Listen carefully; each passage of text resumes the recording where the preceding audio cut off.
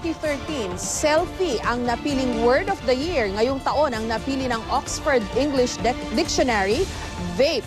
Alamin ang ibig sabihin ng salitang yan sa report ni Mark Zambrano.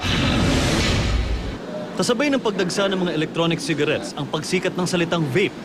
Ito ang paghit-hitbuga ng vapor mula sa e-cigar o kaparehong device. Nitong August 2014, ang salitang ito rin ang bumida bilang Word of the Year ng Oxford English Dictionary.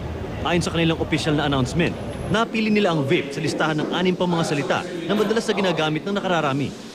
Taong 2009 nang pumasok ang e-cigarette sa Pilipinas bilang alternatibo umano sa paninigarilyo. May dalawang major components ang mga e-cigarettes, ang atomizer at ang battery. Ang atomizer ang nagpapainit sa fluid o juice na nagiging vapor.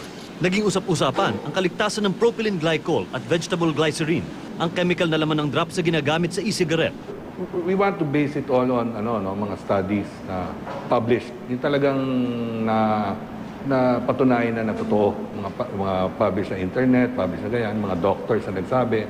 Yeah, wala pang nakikita na masamang naidulot ang PG-BG sa tao.